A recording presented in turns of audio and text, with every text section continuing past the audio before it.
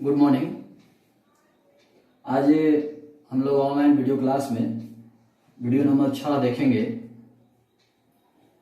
पिछला क्लास में हम स्टार्ट किए थे किरण प्रकाश की ray optics NCERT chapter number 9, जिसमें हमने बताया था आप लोगों को कि प्रकाश क्या है, प्रकाश कौन कौन सी घटनाओं को प्रदर्शित करता है, और उसमें हम लोग पहला घटना प्रकाश के परावर्तन के बारे में बात कर रहे थे। प्रकाश का परावर्तन क्या है, प्रकाश के परावर्तन की परिभाषा, प्रकाश के परावर्तन के प्रकार, और हमने प्रकाश के परावर्तन के नियम को देखा।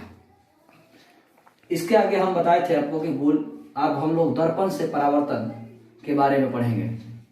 तो यहाँ हम आप लोगों को बता दें कि अब आने वाले 4-5 वीडियो में या 10 वीडियो में आप लोगों को समझना बहुत ज्यादा है। ध्यान दीजिएगा, क्योंकि अब हम लोग यहाँ से जो पढ़ेंगे तो वो ना तो आपको नोट्स में लिखा हुआ मिलेगा, क्योंकि हम इससे पहले जो पढ़ रहे थे वो थोड़ा सा कुछ स्टूडेंट कह रहे हैं कि सर जल्दी बोल रहे हैं, तो चूंकि वीडियो का लेंथ हम लोग को छोटा रखना है तो ज्यादा हम लोग धीरे नहीं कर सकते। तो पीछे का जो क्लास था उसमें आपने देखा कि लिखा हुआ मिल जा रहा था, जो भी पढ़ा रहे थे वो लिखा हुआ मिल रहा था। तो वीडियो को बार बार देखेंगे और पढ़ेंगे तो समझ में आ जाएगा, कोई बड़ी बात नहीं है। लेकिन अब जो हम लोग पढ़ेंगे उसमें केवल सुनना है, क्योंकि लिखा हुआ सब बात नहीं मिलेगा, सारी बातें लिखवाई नहीं जा सकती है। तो ध्यान देंगे आप। तो हम लोग शुरुआत करते हैं पहले दर्पण के प्रकार। हम लोग पढ़ेंगे दर्पण के प्रकार। तो दर्पण के प्रकार में हम लोग पहला देखते हैं तो समतल दर्पण, और दूसरा है गोलीय दर्पण। एक है समतल दर्पण, दूसरा है गोलीय दर्पण। Plane mirror, spherical mirror.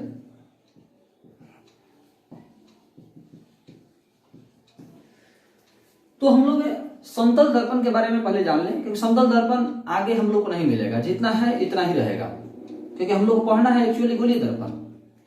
तो समतल दर्पण वह दर्पण जिसका परावर्तक सतह फ्लैट हो, समतल हो। वह दर्पण जिसका परावर्तक सतह समतल हो वो समतल दर्पण है। समतल दर्पण वह दर्पण जिसका परावर्तक सतह समतल हो। समतल दर्पण में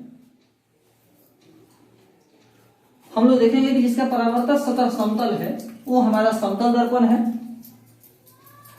समतल दर्पण के गुण की जैसे बात करें तो समतल दर्पण की वक्रता केंद्र और फोकस अनंत पर होते हैं। इस वर्ड को भी देखिएगा, अनंत वर्ड का इस्तेमाल 2 सेंस में होता है, एक जगह बताने के लिए और एक वैल्यू बताने के लिए। कितना है तो अनंत है, कहां है तो अनंत पर है, दोनों सेंसों में अनंत का इस्तेमाल होता है।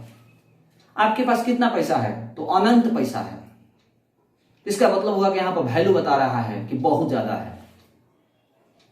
और कहां चले गए तो अनंत पर चले गए, यह हुआ जगह बता रहा है। तो अनंत वर्ड का इस्तेमाल जगह और मात्रा दोनों में होता है। तो जैसे फोकस और वक्रता केंद्र कहां होते हैं तो अनंत पर होते हैं, यह जगह बता रहा है।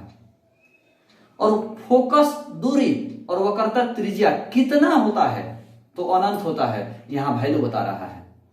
तो ध्यान रखिएगा, वक्रता केंद्र और फोकस अनंत पर होते हैं, तो पर हो गया तो ये जगह बता रहा है, और वक्रता त्रिज्या और फोकस दूरी अनंत होते हैं, ये वैल्यू बता रहा है। तो समतल दर्पण का परावर्तक सतह समतल होता है। समतल दर्पण की वक्रता त्रिज्या और फोकस दूरी अनंत होती है। समतल दर्पण की वक्रता केंद्र और फोकस अनंत पर होते हैं। समतल दर्पण में जितनी दूरी पर वस्तु रहेगी उतना ही दूरी पर प्रतिबिंब बनेगा। यह जरूर ध्यान रखिएगा कि समतल दर्पण में वस्तु दूरी प्रतिबिंब दूरी के बराबर होता है। समतल दर्पण में वस्तु दूरी प्रतिबिंब दूरी के बराबर होता है। समतल दर्पण में वस्तु की ऊंचाई प्रतिबिंब की ऊंचाई के बराबर होती है, मतलब जितना हाइट का वस्तु रहेगा उतना ही हाइट का प्रतिबिंब बनेगा समतल दर्पण में। समतल दर्पण में वस्तु की ऊंचाई प्रतिबिंब की ऊंचाई के बराबर होती है। फिर से बात, समतल दर्पण का परावर्तक सतह समतल होता है। समतल दर्पण का वक्रता केंद्र और फोकस अनंत पर होता है। समतल दर्पण की वक्रता त्रिज्या और फोकस दूरी अनंत होती है। समतल दर्पण में वस्तु दूरी प्रतिबिंब दूरी के बराबर होता है। समतल दर्पण में वस्तु की ऊंचाई प्रतिबिंब की ऊंचाई के बराबर होता है। जब वस्तु की ऊंचाई प्रतिबिंब की ऊंचाई के बराबर है तो जानते होंगे समतल दर्पण का आवर्धन 1 होता है। कर दें। हम लोग जानते हैं कि समतल दर्पण में वस्तु की ऊंचाई प्रतिबिंब की ऊंचाई के बराबर है, तो हम ये भी कह सकते हैं कि आवर्धन इसका 1 होगा, क्योंकि आवर्धन बराबर होता है प्रतिबिंब की ऊंचाई बटा वस्तु की ऊंचाई, तो समतल दर्पण का आवर्धन 1 होता है। समतल दर्पण में जितनी दूरी पर वस्तु है उतनी ही दूरी पर प्रतिबिंब है, जितना ऊंचाई का वस्तु है उतना ही ऊंचाई का प्रतिबिंब है, इसीलिए समतल दर्पण में आवर्धन जो है 1 होता है। समतल दर्पण में लैटरल भर्स की घटना होती है, इसको हम कहते हैं पार्श्व विकृति कह सकते हैं। एक तरह से लैटरल भर्स की घटना होती है, यानी दाहिना वाला बाएं दिखेगा, बायां वाला दाहिने दिखेगा। आप दाहिना हाथ उठाइएगा, आईना में बायां हाथ दिखाएगा। यदि आप बायां हाथ उठाइएगा, आईना में दाहिना हाथ दिखाएगा। ये बता रहा है कि समतल दर्पण में राइट वाला लेफ्ट दिखता है, लेफ्ट वाला राइट दिखता है, इसीलिए कहता है कि समतल दर्पण में लैटरल भर्स की घटना होती है। इस तरह समतल दर्पण के बारे में हम लोग जाने। फिर से एक बार देखेंगे, समतल दर्पण एक ऐसा दर्पण जिसका परावर्तक सतह समतल है। समतल दर्पण की वक्रता के अंदर फोकस अनंत पर होता है। समतल दर्पण की वक्रता त्रिज्या और फोकस दूरी अनंत होती है। समतल दर्पण में वस्तु दूरी प्रतिबिंब दूरी के बराबर होती है। समतल दर्पण में वस्तु की ऊंचाई प्रतिबिंब की ऊंचाई के बराबर होती है। समतल दर्पण का आवर्धन 1 होता है। समतल दर्पण का आवर्धन 1 होता है। समतल दर्पण में लैटरल भर्स की घटना होती है। ये रही बात है समतल दर्पण से रिलेटेड, और ये आप लोग पहले से जानते भी होंगे, हम ऐसा आशा करते हैं। लेकिन अभी जो हम बताने वाले हैं उसको जरूर ध्यान रखिएगा। समतल दर्पण में प्रतिबिंबों की संख्या, समतल दर्पण में प्रतिबिंबों की संख्या यानी कितने प्रतिबिंब बनेंगे। 2 समतल दर्पण है और दोनों समतल दर्पण थीटा कोण पर झुके हैं, तो कितने प्रतिबिंब बनेंगे। तो कितने प्रतिबिंब बनेंगे उसको निकालने के लिए सबसे पहले आपको 360 में थीटा से भाग देना होगा। ये जो थीटा कोण है इसको 360 में थीटा से भाग देना होगा। यदि आप भाग देते हैं और सम आ जाता है तो प्रतिबिंबों की संख्या होगी, प्रतिबिंबों की संख्या होगी सम संख्या -1, यानी जो संख्या आया उसमें से 1 घटेगा, यानी 360 बटा थीटा -1। लेकिन यदि विषम आ गया, 360 में थीटा से भाग दिए और विषम आ गया, ध्यान देंगे आप लोग, 360 में सबसे पहले थीटा से भाग देंगे। यदि सम आ गया तो प्रतिबिंबों की संख्या 360 बटा थीटा -1, यानी जो सम संख्या आया था उसमें से 1 घटेगा। लेकिन यदि प्रतिबिंबों की संख्या निकालने के समय 360 में थीटा से भाग दिए और विषम आ गया, तो विषम आ गया तो प्रतिबिंबों की संख्या हो जाएगी वही अलग, यानी प्रतिबिंबों की संख्या आपका डायरेक्ट 360 बटा थीटा ही हो जाएगा। इसको यहां पर समझते हैं, शायद आपको क्लियर हो जाए, ध्यान देंगे आप। जैसे मान लीजिए यह कोण है 60 डिग्री,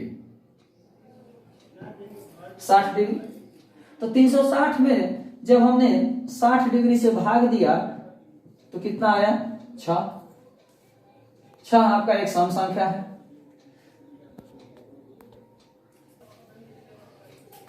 तो 360 में हम थीटा से भाग दिए, 360 में थीटा से भाग दिए तो मान आया 6। 6 एक आपका सम संख्या है। तो सम संख्या है तो हम प्रतिबिंबों की संख्या की बात करें तो सम संख्या -1 हो जाएगा, यानी 6 -1 हो जाएगा, यानी 5 हो जाएगा। लेकिन यदि दोनों दर्पण के बीच का कोण 120 डिग्री हो तो 120 से जब हम भाग देंगे तो 12 × 36 यानी 3 होगा। और 3 जो है वो विषम संख्या है। 3 जब देख रहे हो वो विषम संख्या है, तो यहां पर प्रतिबिंबों की संख्या डायरेक्ट वही हो जाएगा, यानी 360 बटा थीटा ही हो जाएगा। और यानी 3 ही रह जाएगा, इसमें माइनस नहीं होगा। कुल मिलाकर के इसको शॉर्ट में समझने की कोशिश करें तो प्रतिबिंबों की संख्या निकालने के लिए सबसे पहले 360 में थीटा से भाग देंगे। 360 में थीटा से भाग देंगे, यदि सम आ गया तो उसमें से एक घट जाएगा, एक माइनस हो जाएगा, एक कम हो जाएगा। लेकिन यदि विषम आ गया तो वही आपका आंसर हो जाएगा। तो शॉर्ट वर्ड में हम ये भी कह सकते हैं कि समतल दर्पण में प्रतिबिंबों की संख्या जब भी होगी विषम होगी, जब भी होगी विषम होगी, क्योंकि सम आ जाएगा तो उसमें से कम कर देंगे तो विषम हो जाएगा, अब विषम आता है तो वही रह जाएगा। तो कुल मिलाकर समतल दर्पण में प्रतिबिंबों की संख्या हमेशा विषम होती है, ये ध्यान रखेंगे आप, बहुत ही महत्वपूर्ण एक ऑब्जेक्टिव हुआ। ये रही बात हमारी समतल दर्पण में प्रतिबिंबों की संख्या के बारे में, और इसी तरह हमारा समतल दर्पण समाप्त हुआ। समतल दर्पण में न्यूमेरिकल हो सकता है, न्यूमेरिकल है, लेकिन अभी हम लोग न्यूमेरिकल चर्चा नहीं करेंगे यहाँ पर। अभी हम लोग एक गोलीय दर्पण की बात करेंगे। दूसरा दर्पण गोलीय दर्पण। गोलीय दर्पण एक खोखले गोले का भाग होता है, ये खोखला गोला हुआ। गोलीय दर्पण एक खोखले गोले का ही भाग होता है, यानी खोखले गोले का टुकड़ा होता है। जैसा कि आप देख सकते हैं, इसका हमने टुकड़ा काट लिया, तो गोलीय दर्पण खोखले गोले का भाग होता है जिसका एक सतह पेंट किया रहता है। गोलीय दर्पण खोखले गोले का भाग होता है जिसका एक सतह पेंट किया रहता है। इसको बुक की भाषा में कलई किया हुआ कहते हैं, हम लोग लेपित किया हुआ कहते हैं। तो गोलीय दर्पण खोखले गोले का भाग होता है जिसका एक सतह पेंट किया रहता है, कलई किया रहता है, लेपित किया होता है। समतल दर्पण एक ऐसा दर्पण जिसका परावर्तक सतह समतल हो, लेकिन गोलीय दर्पण का परावर्तक सतह समतल नहीं होता है। गोलीय दर्पण एक ऐसा दर्पण जिसका गोलीय दर्पण जो है एक खोखले गोले का भाग होता है जिसका एक सतह पेंट किया रहता है। तो गोलीय दर्पण खोखले गोले का भाग होता है। हम देखेंगे, ये आपका खोखला गोला का हमने एक टुकड़ा बना लिया यहां से, और एक और खोखला गोला का टुकड़ा हमने यहां से काट लिया। तो गोलीय दर्पण खोखले गोले का भाग होता है जिसका एक सतह पेंट किया रहता है। तो इसका भी बाहरी सतह हमने यहाँ पर पेंट कर दिया, और यहाँ हमने एक भीतरी सतह पेंट कर दिया। हम इसका रीजन जरूर बताएंगे आगे जाकर के कि सर इसका बाहरी और इसका भीतरी सतह क्यों पेंट किए। तो गोलीय दर्पण खोखले गोले का भाग होता है जिसका एक सतह पेंट किया रहता है। गोलीय दर्पण के बारे में हम लोग चर्चा करें तो समझने की कोशिश कीजिएगा कुछ टर्म के बारे में। गोलीय दर्पण जिस खोखले गोले का भाग होता है, गोलीय दर्पण जिस खोखले गोले का भाग होता है उसके केंद्र को हम वक्रता केंद्र कहते हैं। गोलीय दर्पण जिस खोखले गोले का भाग होता है, ये गोलीय दर्पण हुआ, तो गोलीय दर्पण जिस खोखले गोले का भाग है उसके केंद्र को हम वक्रता केंद्र कहते हैं। यही वक्रता केंद्र है। सी जो हुआ आपका, ये वक्रता केंद्र हुआ। तो यहां पर हम देख सकते हैं कि दर्पण दो, एक यहां भी निकला और एक यहां भी निकला। इसका बाहरी सतह पेंट किया हुआ है जो उठा हुआ है, और इसका भीतरी सतह पेंट किया हुआ है जो धंसा हुआ है। तो जिसका बाहरी सतह पेंट किया हुआ, जिसका मैंने पेंट किया हुआ सतह जो है उठा हुआ है, ये अवतल दर्पण होगा, और जिसका पेंट किया हुआ हिस्सा धंसा हुआ है ये उत्तल दर्पण होगा। कुल मिलाकर ये अवतल दर्पण हुआ, एक उत्तल दर्पण हुआ। यानी गोलीय दर्पण दो प्रकार का होता है, एक अवतल दर्पण, एक उत्तल दर्पण। तो गोलीय दर्पण जिस खोखले गोले का भाग होता है उसके केंद्र को हम वक्रता केंद्र कहते हैं।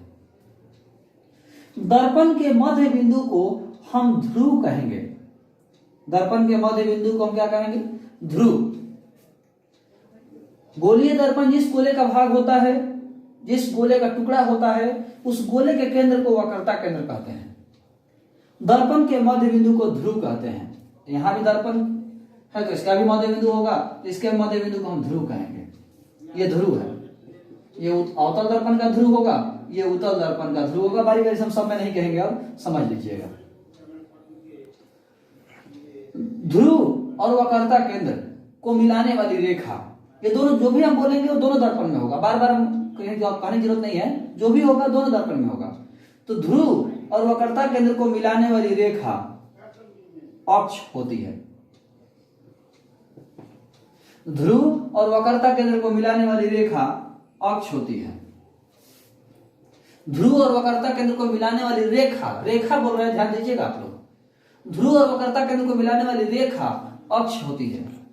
ध्रुव और वक्रता केंद्र के बीच की दूरी, उसमें हमने रेखा बोला था, तो ध्रुव और वक्रता केंद्र के बीच की दूरी, अब यहां दूरी बोल रहे हैं, तो दूरी जो होगा वो वक्रता त्रिज्या होगा। ध्रुव और वक्रता केंद्र को मिलाने वाली रेखा अक्ष है। ध्रुव और वक्रता केंद्र के बीच की दूरी वक्रता त्रिज्या है।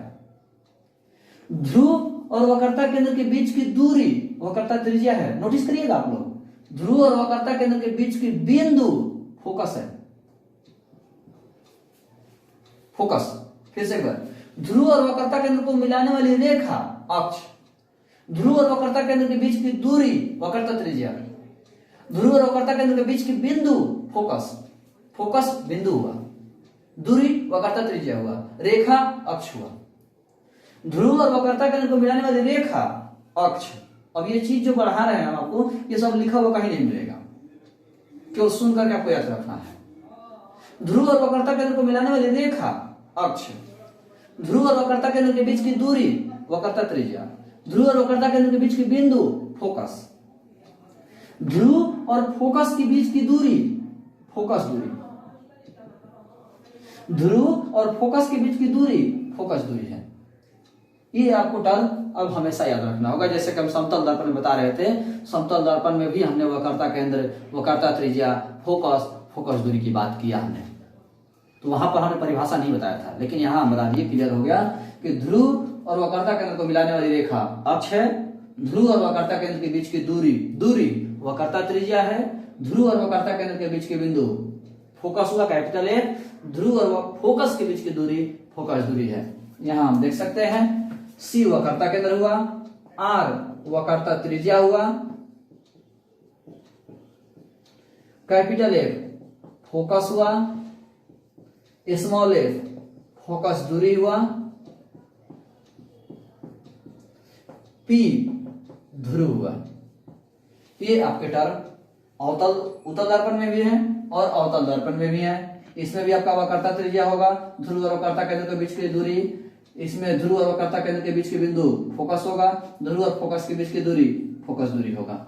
ये आप लोग ध्यान रखेंगे, ये टर्म हमेशा काम आएंगे। इसके बाद हम लोग बात करेंगे चिन्ह परिपाटी। अगला हमारा जो टॉपिक है वो है चिन्ह परिपाटी। हम लोग अगले टॉपिक में चिन्ह परिपाटी के बारे में बात करेंगे, तो उसको हम अगले क्लास में, अगले वीडियो में देखेंगे। तो आज के लिए इतना ही। सब लोग वीडियो, जो भी लोग देख रहे हैं, वीडियो को सब्सक्राइब जरूर करें, जिससे कि आपको अगले वीडियो का नोटिफिकेशन मिल जाए, और अपने मित्र लोग के पास भी शेयर करें। जो मित्र मेरे पास पढ़ रहे हो या नहीं पढ़, जो भी इच्छुक हो पढ़ने के लिए, उनको भी आप शेयर करें, बताएं कि क्या है, कैसे आपको देखना है, कैसे पढ़ना है। जो लोग केवल वीडियो देख रहे हैं, नोट्स नहीं देख रहे हैं, उनको हम बता दें कि आप टेलीग्राम ऐप डाउनलोड करें। टेलीग्राम ऐप डाउनलोड करने के बाद सबसे राइट साइड में दाहिने तरफ में एक सर्च कॉर्नर आपको मिलेगा इस तरह से। इसको जब आप टच कीजिएगा, छुइएगा, तो लिखने के लिए जगह मिलेगा कि क्या आप सर्च करना चाहते हैं। तो आपको सर्च करना है उसमें concept of physics, concept of physics bye Manish sir. बहुत से बच्चे ग्रुप बना दे रहे हैं, ग्रुप मत बनाइए, सर्च कीजिए। और कुछ लोग सर्च कर रहे हैं तो गलत सर्च कर रहे हैं, स्पेलिंग गलत डाल रहे हैं, आधा अधूरा डाल रहे हैं। ये पूरा डालिए, concept of physics bye Manish sir, search कीजिए तो आपको एक ग्रुप खिलेगा। उस ग्रुप में हम नोट्स डाल दे रहे हैं और वीडियो का लिंक भी, जिससे कि आप देख सकते हैं। सबसे जरूरी बात, जो लोग बाद में ज्वाइन कर रहे हैं या जो लोग बाद में पता चल रहा है, तो वीडियो को शुरू से देखें, जहां तहां से वीडियो ना देखें आप। पहले वीडियो 1 देखें, फिर वीडियो 2 देखें, फिर वीडियो 3, फिर वो ऐसे देखें, आप लाइन से देखें। जहां तहां से देखिएगा तो किसी को कुछ समझ में नहीं आएगा।